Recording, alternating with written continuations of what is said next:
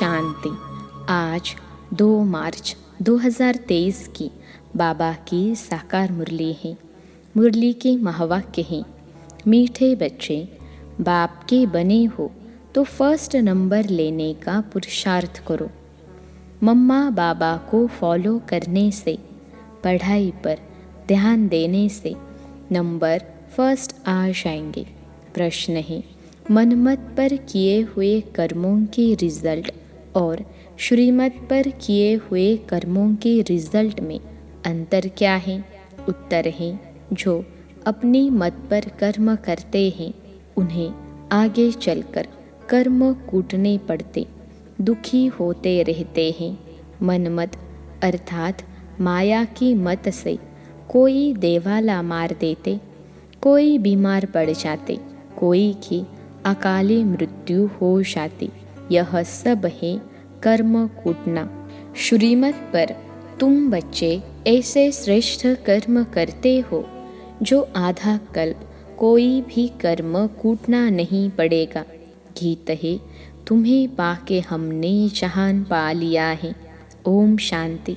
बच्चों ने गीत की 2 लाइन सुनी, जबकि हमने बेहद के बाप को पा लिया है, तो बेहद के बाप से सारे विश्व की बादशाही हम ले रहे हैं। यह तो बिल्कुल साधारण बुद्धि से भी समझ सकते हैं कि भारत में जब देवी देवताओं का राज्य था तो और कोई धर्म नहीं था, लक्ष्मी नारायण का ही घराना था। जैसे एडवर्ड दी फर्स्ट सेकेंड राजाई चलती है ना, वह है यूनाइटेड किंगडम में। भारत में जब लक्ष्मी नारायण का राज्य था तो सारे विश्व पर ही उनका राज्य था। यह मनुष्य भूल गए हैं। अब तुम बच्चों ने बाप को पा लिया तो गोया विश्व की राजाई पाली। बाप खुद कहते हैं, बच्चे तुम भूल गए हो, इस भारत में जब देवी देवताओं का राज्य था, सतयुग था, तो तुम सारे विश्व के मालिक थे। पार्टीशन आदि कुछ भी नहीं था। लक्ष्मी नारायण डबल सिरताज थे। बड़े बड़े राजे लोग भी पूजा करने के लिए अपने महलों में मंदिर बनाते हैं। लक्ष्मी नारायण का व राम सीता का थे, वे भी भारत के राजे और वह भी भारत के राजे, परंतु वे सतयुग त्रेता के थे, वे द्वापर कलयुग के थे। सतयुग त्रेता में लक्ष्मी नारायण राम सीता का राज्य था। फिर बाद में होते हैं विकारी राजाएं। विकारी राजाएं भी कैसे बनते हैं, यह बातें शिव बाबा इन द्वारा बैठ समझाते हैं। गाया भी जाता है, पूज्य पुजारी सतो प्रधान से तमो प्रधान जरूर बनना है। कल कहते हैं, हे बच्चे, तुम पहले सतयुग में सतोगुणी महाराजा महारानी थे और संपूर्ण पवित्र थे। यह तुम बच्चों को याद रहता है। बरोबर हम सो पूज्य थे, अब नहीं है। फिर पुरुषार्थ से हम वह पद पा रहे हैं। माया ने पुजारी बना दिया है। यह शिक्षा जो मिलती है वह धारण करनी है। कॉलेज में जो शिक्षा मिलती है वह भी स्टूडेंट की बुद्धि में रहती है ना, बच्चों की बुद्धि में रहता है। हम भारतवासी 100 देवता थे। कल्प पहले भी बाप ने आकर राजयोग सिखाया था। मुख्य है ही गीता की बात। जब कोई मिले तो बोलो, गीता कब सुनी व पढ़ी है? उसमें लिखा हुआ है भगवानुवाच, तो कैसे सुनाते हैं? कब सुना है? भगवान पढ़ाते हैं। एक गीता में ही भगवानुवाच है। तुम बच्चे जानते हो, भगवान ने राजयोग सिखाया था और कहा था, मैं तुमको राजाओं का राजा बनाऊंगा। उन्होंने फिर श्री कृष्ण का नाम दे दिया है। अब श्री कृष्ण तो सतयुग का प्रिंस था। श्री कृष्ण ने यह पद पाया है अपने बाप से। कृष्ण कोई अकेला नहीं था, लक्ष्मी नारायण की राजधानी थी जो अब फिर से स्थापन हो रही है। तो तुम बच्चों की बुद्धि में यह आना चाहिए। 5000 वर्ष पहले भी भगवान ने ऐसे पढ़ाया था। भगवान नॉलेजफुल ब्लिसफुल है। श्री कृष्ण को नॉलेजफुल ब्लिसफुल आदि यह टाइटल नहीं देंगे। बाप सारी सृष्टि पर तत्वों सहित सब पर ब्लिस करते हैं। सो तो सिवाय परमपिता परमात्मा के और कोई कर न सके।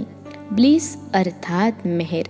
यहाँ तो देखो तत्व आदि सब तमो प्रधान है। बरसात पड़ती है तो नुकसान कर देती, तूफान लगते रहते हैं। यह सब बेकायदे हुआ ना। सतयुग में कोई भी बेकायदे बात होती नहीं जो नुकसान आदि हो। खेती टाइम पर तैयार होगी, टाइम पर पानी मिलेगा, वहाँ कोई उपद्रव होते नहीं। यह माया के उपद्रव हैं जो दुखी करते हैं। माया का भी अर्थ मनुष्य नहीं जानते। अब तुम समझते हो। बाप को कहा ही जाता है परमपिता परमात्मा यानी परम आत्मा। बोलना भी ऐसे चाहिए, एक्यूरेट। बाप कहते हैं मैं तुमको ऐसे कर्म सिखलाता हूँ जो तुमको कभी कर्म कूटने नहीं पड़ेंगे। मन मत पर चलने से हर एक मनुष्य कर्म कूटते हैं ना। बुखार खांसी हुई, यह भी कर्म भोग है। देवाला मारा, यह भी कर्मों को कूटना हुआ। तुमको बाप श्रेष्ठ कर्म सिखलाते हैं। जो भी जितना सीखेंगे उतना ऊंच पद स्वर्ग में पाएंगे। जैसे नाटक में कोई तो स्पेशल रिजर्व सीट लेते हैं, फिर नंबरवार सेकंड क्लास थर्ड क्लास होती है। अच्छे अच्छे आदमी नज़दीक में सीट लेते हैं। तो पढ़ाई में भी नंबरवार होते हैं। बाप कहते हैं मैं तुमको मालिक बनाने आया हूँ। जितना जो पढ़ेगा, पढ़ाई बहुत सिंपल है। पढ़ाने वाला ही निराकार। उनका नाम व्यास व श्री कृष्ण आदि नहीं है। उन सबके तो चित्र हैं। ब्रह्मा का भी चित्र है, श्री कृष्ण का भी चित्र है। सूक्ष्म व स्थूल चित्र है तो उनको भगवान नहीं कह सकते। भगवान एक ही है जिसको शिव कहते हैं। भल मंदिर कितने भी हैं परंतु नाम असूल एक ही है। वह कब बदल नहीं सकता। वह है निराकार परम पिता परमात्मा। यह किसने कहा? निराकार आत्मा कहती है कि परम पिता परम आत्मा परम धाम में रहते हैं। हम आत्मा उनकी संतान हैं। हम भी वहाँ से आए हैं पार्ट बजाने। अब एक एक एक्टर की बायोग्राफी तो नहीं बताएंगे, मुख्य की ही बताई जाती है। यहाँ भी बड़े बड़े आदमियों की बायोग्राफी बताते हैं ना। अब सारी बेहद सृष्टि में ऊंचते ऊंच मनुष्य कौन है? ड्रामा में ऊंचते ऊंच पार्ट किसका है? यह भी समझना चाहिए। हम एक्टर्स को बाप बैठ समझाते हैं। क्रिएटर डायरेक्टर बाप ही है। शिव बाबा डायरेक्शन देते हैं ब्रह्मा को कि तुमको देवी देवता धर्म की स्थापना करनी है। स्थापना कर फिर तुमको जाकर पालना करनी है। हम नहीं करेंगे, तुमको सिखलाते हैं, डायरेक्शन देते हैं ना। करन करावन हार है ना, खुद करते भी हैं, नॉलेज सुनाते हैं और तुमसे कराते भी हैं ना। श्रीमत मिलती है यह करो, ड्रामा अनुसार ब्रह्मा यह स्थापना कर फिर राज्य करेंगे। ब्राह्मण ब्राह्मणियाँ भी राज्य करेंगे। तो बाप समझाते हैं मैं निराकार एक हूँ और सब साकारी है। अब वह निराकार परमपिता परमात्मा आत्माओं को मत देते हैं। आत्मा इन कानों से सुनती है, मुख से बोलती है, तो सबसे मुख्य हुआ परमपिता परमात्मा, फिर ब्रह्मा विष्णु शंकर सूक्ष्म वतनवासी, फिर संगम युग पर है जगदम्बा सरस्वती और जगत पिता ब्रह्मा। यह बड़ेते बड़े हुए ना, इन द्वारा रचना होती है। तुम सब मिलकर भारत को स्वर्ग बनाते हो।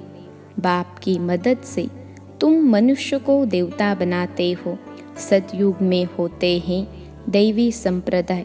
बाप कहते हैं हम तुमको ऐसे कर्म सिखलाते हैं जो कभी दुखी नहीं होंगे। अब सारा मदार है तुम्हारे पुरुषार्थ पर। चाहे बाप का बन फर्स्ट क्लास टिकट लो, सूर्यवंशी बनो, चाहे चंद्रवंशी बनो। यह तो जानते हो तुम्हारे मम्मा बाबा सबसे जास्ती पुरुषार्थ करते हैं, सर्विस करते हैं। वह तो महारानी महाराजा बनेंगे। तुम उन्होंकी गद्दी पकड़ेंगे ना, या नापास हो जाएंगे। जगत अम्बा का कितना नाम है। सरस्वती है ब्रह्मा की बेटी, तो दोनों का मंदिर अलग अलग कर दिया है। ब्रह्मा का भी अजमेर में बड़ा मंदिर है। वह है जगत पिता, वह जगत माता, जगत को रचने वाले। मुख्य धर्म है 4, फिर तो बहुत छोटे छोटे मठ आदि निकलते रहते हैं। आपस में लड़ते झगड़ते रहते हैं, क्योंकि पार्टीशन है बहुत। जहाँ तहाँ झगड़ा लगा पड़ा है। सतयुग में तो ऐसे नहीं होता। तो बाप समझाते हैं, मीठे लाडले बच्चे, इस ड्रामा को समझना है। यह तो जानते हैं हम आत्मा परम धाम से आती हैं। गर्भ में चोला धारण कर हम पार्ट बजाते हैं। अभी पार्ट पूरा हुआ है, फिर यह शरीर छोड़ अशरीरी होकर जाना है। बाप आया हुआ है। शिव जयंती भी है। जरूर शिव बाबा ने आकर अवतार लिया है। उनकी जयंती कब कैसे हुई, शिव बाबा कैसे किसमें आए, क्या आकर के किया, यह कोई नहीं जानते। जरूर भारत को स्वर्ग बनाया होगा। बाप न आए तो बच्चों को कौन सिखलाए। और सबकी मत है कलयुगी आसुरी मत, उनसे श्रेष्ठ बन नहीं सकते। अब मैं तुमको सुमत देता हूँ, और कोई की भी मत पर न चलो। मैं श्रेष्ठते श्रेष्ठ हूँ, ज़रूर ऊंचा बनाऊंगा, तो वह श्रीमत पकड़नी चाहिए। और कोई की मत ली तो धोखा खाएंगे। कदम कदम पर श्रीमत लेंगे तो इन लक्ष्मी नारायण जैसा बनेंगे। उनकी महिमा ही है त्वमेव माता च पिता त्वमेव। मैं बाप टीचर सद्गुरु के रूप में तुमको मत देता हूँ, जिससे तुम ऐसे लक्ष्मी नारायण समान बनते हो। यह ज्ञान तुमको है तब समझा सकते हो। नंबर वार तो होते ही हैं। तुम जानते हो मम्मा बड़ा रिफ्रेश करती थी, बाबा भी रिफ्रेश करते हैं। तो तुम बच्चों को भी फॉलो करना है। बाबा हम आपसे सुनकर औरों को सुनाएंगे। है बहुत सहज। बोलो भगवानुवाच लिखा हुआ है। भगवान तो है निराकार। तुम जानते हो ड्रामा में यह वेद शास्त्र आदि सब पहले से ही बने हुए हैं। शास्त्रों में जो कुछ है जैसे बने हुए हैं, फिर भी वही बनेंगे। कितनी गुह्य बातें हैं।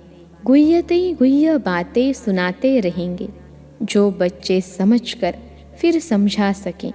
व्यास तो लिखने वाला मनुष्य होगा ना। भगवान किसको कहा जाता है? वह तो सभी का बाप है, श्री कृष्ण नहीं। श्री कृष्ण की हिस्ट्री ज्योग्राफी को भी तुम जानते हो। भगवान तो सृष्टि का रचता ठहरा। राजयोग भगवान ने सिखलाया, न कि श्री कृष्ण ने। तुमको यह नशा रहना चाहिए कि हम यह राजयोग सीख भविष्य प्रिंस प्रिंसेस बनेंगे। बैरिस्टरी पढ़ते हैं तो नशा रहता है, इम्तहान पास कर जाकर कुर्सी पर बैठ बैरिस्टर बनेंगे। तुम जानते हो मरना तो सभी को है। अभी बाप कहते हैं मरने से पहले पुरुषार्थ करो। इस समय सिर्फ तुम्हारी प्रीत है मेरे साथ। कौरवों की विपरीत बुद्धि थी और पांडवों की प्रीत बुद्धि थी, तो प्रीत बुद्धि वालों की स्थापना और विपरीत बुद्धि वालों का विनाश हुआ। यह है पढ़ाई। पहले तो निश्चय चाहिए कि बाप हमको राजाओं का राजा बनाने पढ़ाते हैं। 5-5 हजार वर्ष के बाद तुमको पढ़ाने आता हूँ। ड्रामा में कोई भी चेंज नहीं हो सकती। तुम जानते हो कि सत्य बोलने वाला एक ही बाप है। बाकी जो सभी मनुष्य मात्र ईश्वर के लिए रास्ता बताते हैं और उनकी रचना के लिए जो बोलते हैं, सो तो सभी झूठ है। मनुष्य समझते भी हैं, परंतु अभी तक प्रभाव निकलने का समय नहीं है, तो देरी लगेगी। ट्रेन तो अपने टाइम पर पहुंचेगी ना। 8 के बदले 2 बजे तो नहीं पहुंचेगी। हम यह पुरुषार्थ करते करते समझते हैं अभी जल्दी स्वर्ग में चले जाए, परंतु बाबा स्टेशन मास्टर कहते हैं कि फ्लैग डाउन व सिग्नल नहीं है, अजुन देरी है। राजा स्थापन हो जाए तब तो चलेंगे ना। बहुत बच्चे कहते हैं बाबा यहाँ रहकर हम तंग हो गए हैं। बाबा कहते हैं यह तो तुम्हारा नंबर 1 जन्म है, इसमें तुम्हें कभी तंग नहीं होना है। वंदे मातरम गाया हुआ है। तुमको योग बल से सारे विश्व को पावन बनाना है। अच्छा, मीठे मीठे सिखलते बच्चों प्रति माता पिता बाप दादा का याद प्यार और गुड मॉर्निंग। रूहानी बाप की रूहानी बच्चों को नमस्ते। हम रूहानी बच्चों की सिखलते रूहानी माता पिता बाप दादा को याद प्यार, गुड मॉर्निंग और नमस्ते बाबा नमस्ते। धारणा के लिए मुख्य सार पहली पॉइंट है, इस विनाश काल में एक बाप से सच्ची प्रीत रखनी है। सदा इसी नशे में रहना है कि हम राजयोग सीख भविष्य प्रिंस प्रिंसेस बनेंगे। दूसरी पॉइंट है, योग बल से सारे विश्व को पावन बनाने की सेवा करनी है। इस नंबर 1 जन्म से कभी भी तंग नहीं होना है। आज का वरदान है, स्नेह और भावना के बंधन में भगवान को भी बांधने वाले गायन योग्य भव। स्नेह और भावना के बंधन में भगवान को भी बांधने वाले गायन योग्य भव। विश्लेषण है, भक्ति मार्ग में गायन है कि गोपियों ने भगवान को भी बंधन में बांध दिया। यह है स्नेह और भावना का बंधन, जो चरित्र रूप में गाया जाता है। आप बच्चे इस समय बेहद की कल्प वृक्ष में स्नेह और भावना की रस्सी से बाप को भी बांध देते हो। इसका ही गायन भक्ति मार्ग में चलता है। बाप फिर इसके रिटर्न में स्नेह और भावना की दोनों रस्सियों को दिल तख्त का आसन दे झूला बनाए बच्चों को दे देते हैं। इसी झूले में सदा झूलते रहो। आज का स्लोगन है, स्वयं को हर परिस्थिति में मोल्ड करने वाले ही सच्चे गोल्ड हैं। स्वयं को हर परिस्थिति में मोल्ड करने वाले ही सच्चे गोल्ड हैं। अच्छा, ओम शांति।